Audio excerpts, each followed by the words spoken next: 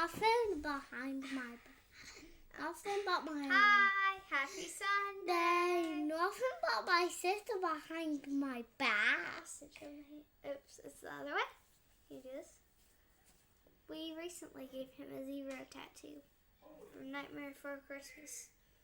And Elizabeth got a side tattoo. I haven't colored it in, so it doesn't look right. And And if it don't you look hear right. Dad yelling constantly, it's because he's watching the football game and he likes to yell at TV. Mr. Marty's on here. Mr. Marty's on there? Yeah. You don't think Mr. Marty's watching football? He's tired. He probably is. Watching football right now. Is he probably watching football? No, he's probably watching Imaginext. I don't think he's watching Imaginext. Only you watch Imaginext. All right. I tell him don't bye. watch Imaginext. All right, tell him bye. It's not even a show. All right, go. Okay. So see you next week. See you next week. Okay. I apologize for missing last week. There's just too much going on. Honestly, it's just an excuse. I should have made time for this, and I just didn't. A lot of stuff going on, but I managed my time better this week. But I've got to figure it out. As everybody knows, holidays are starting. It's November, so we've got a lot of stuff going on. Family, church, friends, school, just a lot going on. But I will try my best not to miss any more. This year, the only exception might be Christmas Day. I'll be honest, I don't know where I will be Christmas Day. So, and that falls on a Sunday. So either we will do one like possibly a Friday, maybe even Christmas Eve. I don't know. Or I may do it the day after Christmas, depending on if I am in town or not. So, that should be the only other one that I miss this year. But we're going to talk about Caleb. And Caleb is don't go with the flow. And the verses that we'll be concentrating on are November. Numbers, chapters 13 and 14. And then Numbers 34, verses 16 through 19. And then in Joshua, it's going to be chapter 14, 6 through 13. And chapter 15, 13 through 19. And then 1 Chronicles, chapter 2, verses 18 and 19. And we don't know much about Caleb. But what we do know is pretty significant. It stands out. In Joshua 14:14, we see that Caleb is a son of the Kenizzite. And I'm sure I pronounced that wrong. That's the best I can do. And then if we go to Genesis 36:15, it tells us that the Kenizites are descendants of Esau. So we know that Caleb is in the descendant line of Esau. But we don't hear about Caleb until we all know the account of the 12 spies. 10 were good, or 10 were bad, 2 were good. That's when we first hear about Caleb. We hear about him in Joshua when they talk about the 12 spies. But I always pictured when I do this that Caleb was young. He was 40 years old at this time. And you all know this, so I won't go into too much detail. But Joshua and Caleb, out of the 12 that were sent, they were the only 2 that came back and said, yes, we can take them. God is on our side. The other 10 went down there and said, the land is rich. The people are like giants. We're nothing but ants. The food is plentiful. Lots of money. We can't take them. They're going to kill us. They're going to overpower us. We can't do it. And Joshua and Caleb said, we can take them. We have God. They don't. But they didn't. Joshua and Caleb didn't win. But just because they didn't get their way, just because people didn't believe that they could take the land, Caleb still remained trustworthy and he still remained faithful to God. And then at the age of 85, he was finally able to claim the land that was promised to him. So he was a spy when he was 40. 45 years later, at the age of 85, he was actually able to get the land that was promised to him. But there was a problem. He got the land, but it wasn't great and everything was fine. The people had no clue who he was. So he's just a foreign person walking in to take possession of his land. And what do? They fight him. So he has to fight because nobody knows who he is. He ultimately gets the land. But we see that Caleb's lineage is not really a good one. And the one that really stuck out to me is in 1 Samuel 25:3. we see the descendant of Caleb is Nabal, and we know Nabal is Abigail's wife, and we know Nabal is mean. He's angry. He's hateful. He's a horrible person. But yet he is a descendant of Caleb, and he's not the only bad one. There were several that they listed, but that's the one that stuck out to me. So we have Caleb, who's a good person, but if we look at his descendants, they're not so good. So that tells me that even though I try to do everything right and that I remain faithful to that, my children or my grandchildren or my great-grandchildren, they may not be as faithful. But does that mean that I'm doing something wrong? And that's going to lead into what can we learn from Caleb. We're going to look at Caleb and what Caleb did for himself. And remember, the whole, title that goes along with Caleb is don't go with the flow. You got to stand out. The first thing we can learn from Caleb is Caleb stood firm against the majority's opinion. The majority is not always right. But how hard is that? You don't want to be the one to stand up and say, no, that's not right. I'm not going to do that. No, that's wrong. It's this way, not that way. A lot of us don't want to be that person to stand out, especially if we are the only one. The 10 spies, they were scared. They didn't trust that God was with them, didn't trust that God was right. So Caleb was in the minority. He was in the minority, but he still stood firm. He didn't turn against God. Some two examples she put in the book that I thought were good examples, and they kind of hit home to everything that's going on today. And I know some people have different opinions on this than I do, but same-sex marriages. It's really big right now. It's been big for a while. It's nothing new. It is back in the Bible. It's just a lady that I heard speak said something that really stuck out to me. They're just louder. Their voice is louder than ours. But we are now, I remember a time when I was younger that I guess I was sheltered. I didn't hear of that. We didn't have it as widespread as we have now. And if you went to church, you were told it was wrong. It was wrong to have same-sex marriages. Now what's happening? What's happening? Now our Christians, our churches are cowering down. I remember, it hadn't been that long ago, but it's been a few years ago, where there was a letter sent to the churches asking what would they do if two guys wanted to come in and get married, or two girls would come in and get married. And there were lawsuits going around. If a church said, no, we will not marry two same-sex individuals, they could get sued legally. And it was turning into this big old huge mess, and you had to get lawyers, and you had to get a paper drawn up that said certain things the exact way, so they couldn't come back and sue you if you turned somebody down for not marrying them. It was a big ordeal, and that was a huge turning point for me, because ever since that point, I have seen churches, anything goes. We'll marry anybody. You're just happy to have them. Let's just, they're not wrong. Let's not tell them they're wrong. Let's just be supportive of it. Again, we're in the minority. But if we know it's wrong, does that mean we need to fall into that sin? Does that mean we need to go along with that sin? No, and that's what they're saying here. Another big thing right now is abortions. I'm just going to be blunt. In my mind, abortions are not right. They're not. Now, I know it's gray, muddy water because, I was raped, or so-and-so did this to me, or whatever. The list could go on and on and on. I'm talking about you have full knowledge of what you're doing. You get pregnant. You decide you don't want the child, and you abort it. That's what I'm talking about. That's the only thing I'm talking about right now. That is wrong. That is wrong. There are other options. But I watched a TV show that's pretty prevalent in the new season this year. All they're talking about is you got to make abortions ready. There's nothing wrong with abortions.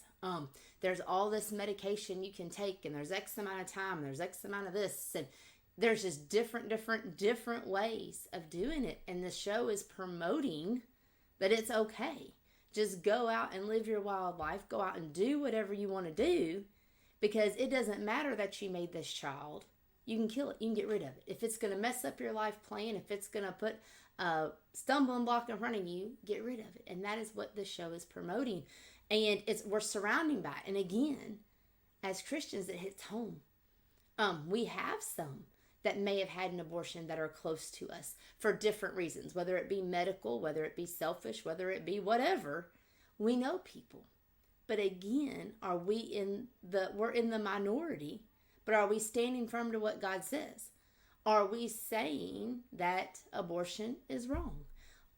As Christians, it's our responsibility to stand with God, whether we're in the majority or the minority.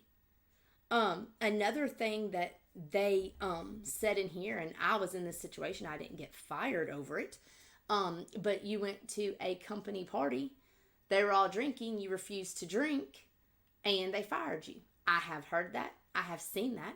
I've been in that situation. Now, I didn't get terminated, but I was not allowed back to any other party, and that was fine with me. I didn't want to go to the employer's party anyway, but it was mandatory. So I went one time, and you turn your cup upside down, and everybody looks at you, and I was never invited back. And honestly, that was a blessing to me, for me. Some people don't have a problem with that, but in the book, she said, how easy is it? I could have left that cup. I could have let them pour whatever they were drinking that night into the cup. But instead, and I was nervous. I knew what was coming. I knew the backlash that was going to come if I turned that cup upside down. And I had a fellow Christian sister right beside me that went to the same church. We were best friends. And she didn't turn her cup upside down. And we didn't drink that night, but she didn't turn upside down. But I looked at her for advice of what to do because we knew the backlash. We knew. But I had to do it. I had to do it for myself because that's just something that I had to do.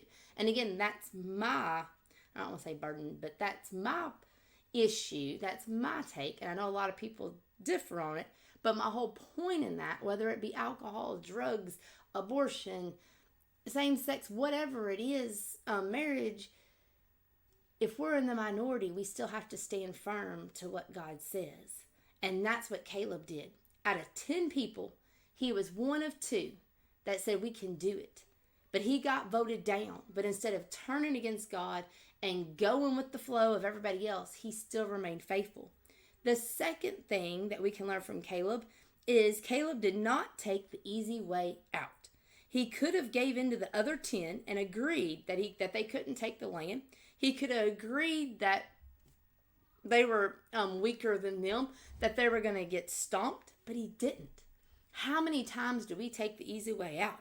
Again, I think these are very good points, but these are the book's points. The first one she said is divorce is easy. Marriage isn't. You see commercials. I see it on billboards. All the commercials. If you want a divorce, you have a divorce in 15 minutes. You just call this number and bam. I've talked to people. It's so easy to get a divorce now. You don't even have to have a reason. I just don't like you anymore. I don't want to live with you anymore. Let's get a divorce. So easy. Easy way out. We've had a problem. We had a fight. I'm going to leave you. Let's not work it out. Easy. That's taking the easy way out. What about staying quiet? Staying quiet is easy, isn't it? Instead of standing up and correcting the problem, or speaking up in a meeting, or speaking out in church or in a Bible class and say, hey, I don't agree with that, or hey, that's not what the Bible says, or hey, that's wrong, or taking the person to the side and saying, hey, I don't think you handled that correctly, or I don't appreciate how you handled that with me, or whatever that situation is. It's easier to stay quiet, right? You're not drawing attention to yourself. The last thing that really hit home, missing worship is easy. It's easy. I'm tired. Don't feel good. Got a busy weekend. I've had a sick kid all week. I just really need to stay home. My house is a mess. I'm behind on laundry. I'm going out of town this week. I can't be home. I really need to stay home on Sunday. Or I got this birthday party, and it's right in the middle of church service. I can go, but I'm going to have to leave right after Bible class and miss church. Or I can go, but I got to leave right when the sermon starts. Or it's just so much easier just to stay home. It's easy to take the easy way out, isn't it? Instead of rearranging, maybe showing up to the birthday party late, and I'm pointing fingers at me. I've been there. I've done it. I've had to figure it out.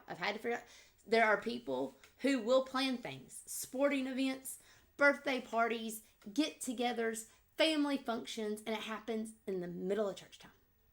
In the middle of church time.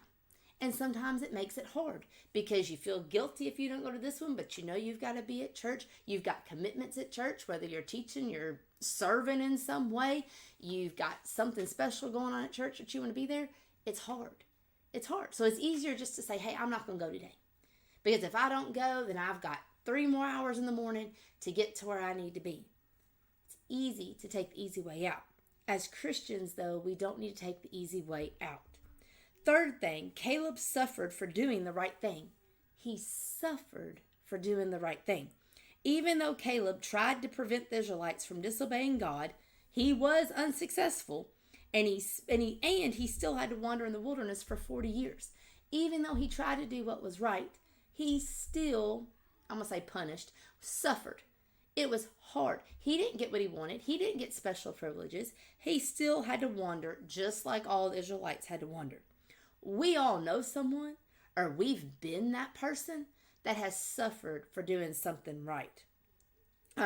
What about, this was a big one that hit for me. You have different religious views and you've lost a friendship over it. You have a different view of social, or let's just put it out there. You have a different view of homosexuals. You don't agree with that lifestyle, and yet you lose a friend over it. Or you lose whatever group you're in over it. It's happened. A big one, though, is different religious beliefs. If you don't believe that anything and everything goes, then you're not my friend. People in the Bible that have suffered for doing what's right. Some of them are Noah, Joseph, Peter, Paul. They all suffered in some way for doing what is right. Even though we suffer, we still need to do what is right. It's hard. You want to give up. You want to give in. You want to take the easy way out, but we can't. We have to do what is right. Fourthly, God was pleased when Caleb fully followed him.